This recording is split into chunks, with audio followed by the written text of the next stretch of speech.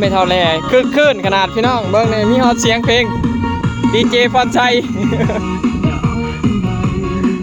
นับคนนี่ร้ายพี่น้องเนาะไม่เท่าแลได้หมูมาซอย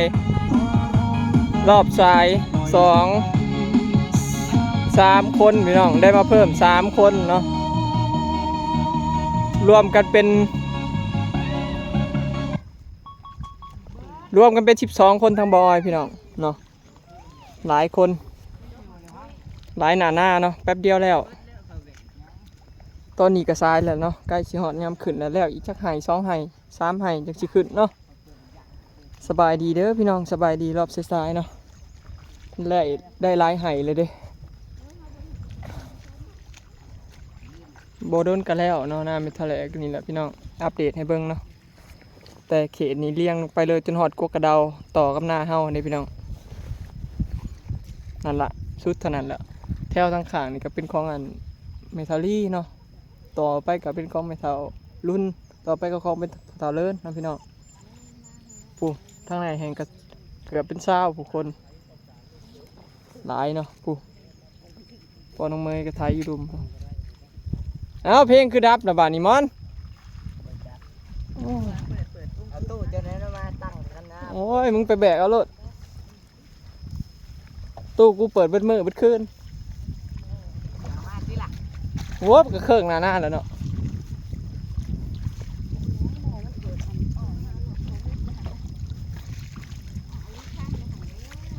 เปิดให้อลิสฟังอยู่บ่ไม่ไหวโชดาเมื่อยบ่เอาอยู่ผู้สาวเป็นหยังหน้าเขาหลายหน้าเขาลายพวกยังประเด็นหน้าเขาซ้ำบอกว่าลายเลยลายคนพี่น้องดำพุลนาก็แล้วเนาะ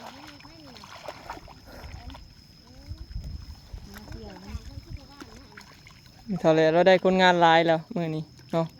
เขาฉลาดเด้อมึงเขาบ่ได้คือมึงนะว่ากินทั่วให้มึงจะไปสอนห่วงอยู่ใช้แบบนี้โอ้หน้าหวานข้าเจ้าเนี่ยพี่น้องมันลุบทางกลางข้าเจ้าหวานเลยมันหน้ามันโน่นของแล้วมันตายฝนตกมาแล้วมันถ่วมเขาถ่วมตายเลยเลือดแต่ทางข้างไปเท้าเมื่อก่อนเด้อเมื่อก่อนเด้อเดี๋ยวหลายคนเลยเมื่อก่อนเด้อแบบนี้เมื่อกันบ๊ายบายเมื่อก่อนเมื่อก่อนเด้อมันขอบใจหลายๆที่มาซอยขี้ฮอดลูกแล้วเมื่อนะ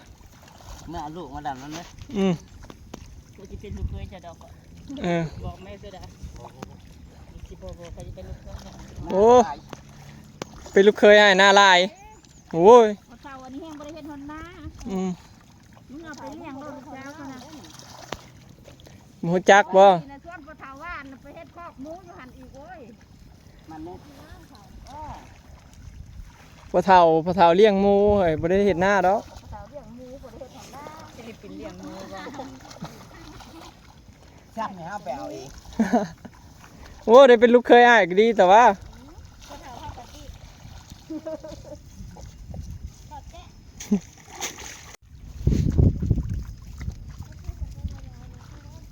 พี่น้อง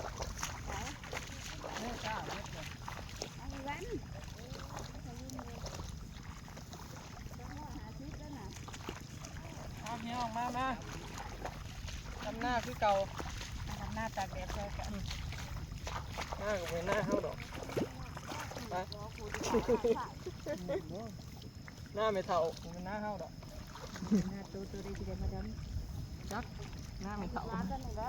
ไปก่อนเดี๋ยวจะบันดุงไปยังเดี๋ยวมาดำเนาะมาซอยบ่ได้ได้พี่น้องเอ้ย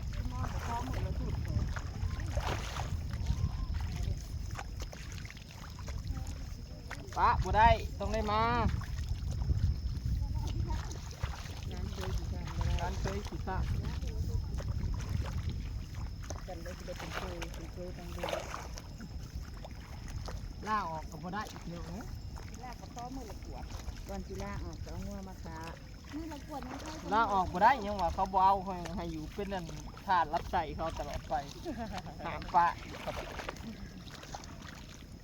ลาสิไปใช้กับมึงสิไปใช้เขาว่าให้ สิออกงาน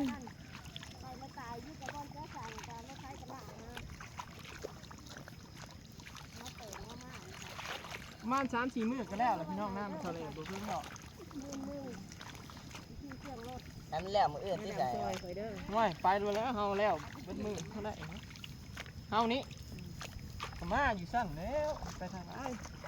ไปใส่กับไปซอยเจ้ากับไปส่งนี่ก็มาแล้ว โอ้ย เขาอัดคลิปนั่นแหละได้อ่ะ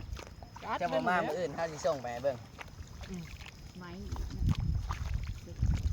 มาอยู่ซั่นแล้วแดดก็มากเลย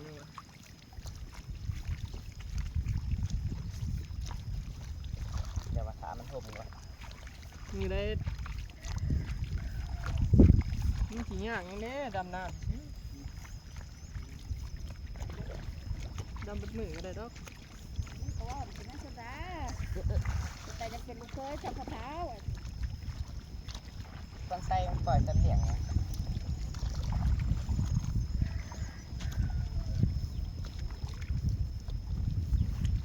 เนี่ยเท่าหนาคุ้มเลยจ้ะ ยากกับขนาด หมูหนาหมูเห็นหน้ามากินข้าวบ่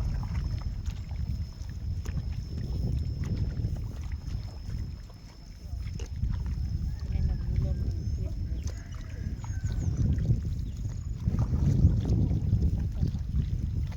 เอาดนตรีเฮาคือปิดล่ะครับ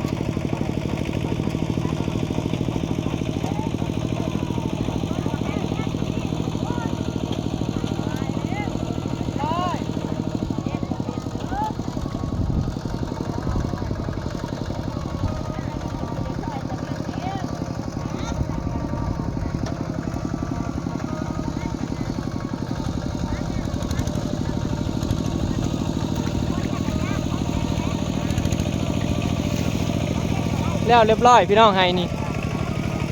ลงไห้ต่อไปเนาะเสร็จเรียบร้อย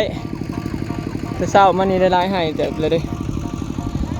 รอบซ้ายได้คนมาซอยอีก3 คนพี่น้อง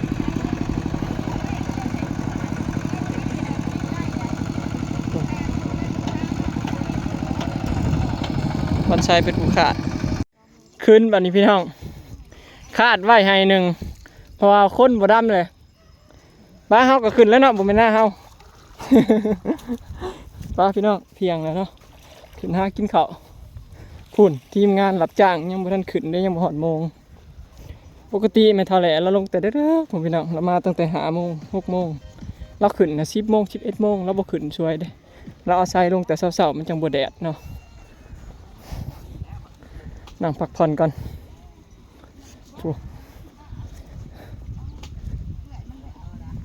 ไผน่ะสลอยบุโหไปดำนาซอยไผพี่น้องบอกกันไว้ว่าไม่ควรไปซอยเป็นทะรุ่นบอยมาซอยเป็นทะแหละพออยู่พุ่นร้ายเด้พี่น้องมีอันน้องเมยเนาะเมทาวอนผาเถาซีอัมลาเด้อัมลากับอย่างไปอย่างมาชุกใจอยู่น้ำเมทารุ่นเยอะเนาะหรือว่าอยู่น้ำผาเถาเลินเนาะเฮาหลายคนก็แยกกันไปเนาะโอ้สาวเมยพุ่นสีส้มๆมานะส้มค่าสีส้มๆมานะโอ้โอ้โอ้ เอาไป พุ่นคนเป็นร้อย โพดโพวัน250พี่น้องทีมงานเฮายอมแล้วยอมเขาบ่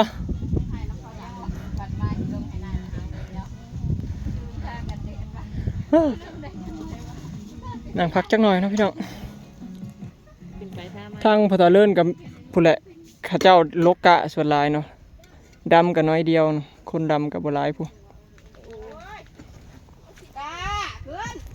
ลงมาบนทางรถมือชัวผมมีผู้อยู่ที่ยังอะไรวันนี้แม่ผมมีพายุเทียงม้ากับบัวฝ้าหายบ่ม้ากับบัวฝ้าเจ้าอินในน้อยเนี่ยคุณทีมลกกะเป็นทะลุนกันอยู่คุณลุยพี่น้องบุ๊กมาปีได้กับสลักกับผมมีผู้บ่าวมาดำหน้าซอยจักเถื่อด้วยจีเถาตายปะอะไรทางนี้ก็ได้นะเฮาหรือไปทำงานเอามานำแล้วนำเขาบ่มานำเขาบ่มานำโอ้ยจีเลยว่าดังไลน์ไอโฟซีผู้ทีผู้บ่าวนะครับ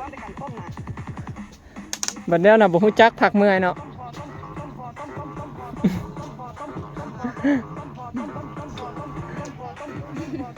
เอาแล้วจังไห้บ่จังคืน